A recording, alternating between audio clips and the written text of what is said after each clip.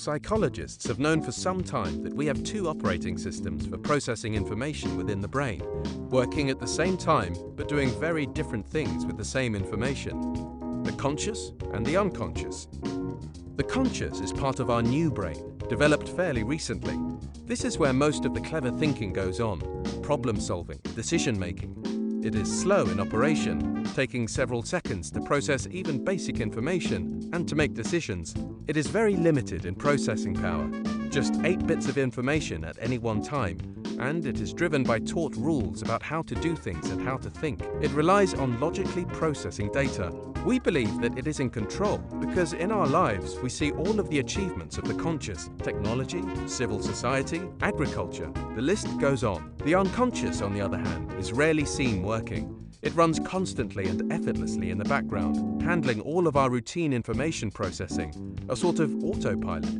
Instead of being slow and data-driven, it is incredibly fact and intuitively driven. It is a processing method needed by our ancestors to make rapid survival decisions. Brain scan evidence shows it processes information in people in as little as 30 milliseconds, 10 times faster than our eyes can even process the person's face. It has much more processing power than the conscious, 200,000 times more. Psychologists say that what the brain fires together, it wires together. In other words, when it often sees two things occurring together, like women with children or women receptionists, it creates a strong neural connection in the brain, which it can use in the future. For example, when it sees women, it thinks children, and when it thinks children, it makes the connection to women. This is very convenient for the brain. It prevents it having to use the conscious to think about every new person or situation as unique. The brain makes these neural connections from the patterns we see in our lives, but also from the media we absorb and what the people we care about say, as well as our upbringing. Once wired, they are hard to unwire, and we can use them automatically and without knowing it. It is our caveman or cavewoman brain.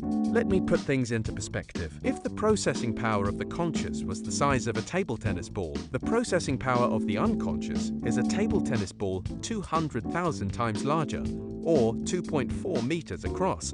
When the small conscious table tennis ball is busy or overwhelmed, which it often is, the unconscious takes over routine people decisions using its neural pathways based on previous patterns.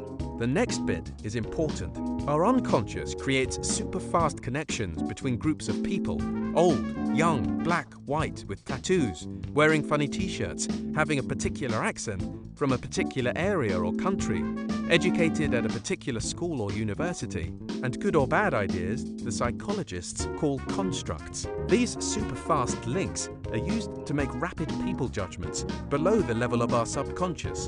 The conscious thinks it is in control, but the unconscious calls the shots and leaves the conscious to believe it is in control by rationalizing decisions the unconscious has already made. These super fast people decisions are useful in making our lives run smoothly. Most of the time they are good enough, and our ancestors avoided the saber-toothed tiger or lion. But these days our people decisions result in real impacts on the lives of real people. Who gets the job? Who gets the most rewarding work? Who gets the best pay or bonus? And who gets promoted or fired? We tend to wire more positive connections for people who are like us, who look like us, sound like us, share our background, culture, and interests. That leaves people who are less like us not being treated as positively. Don't get me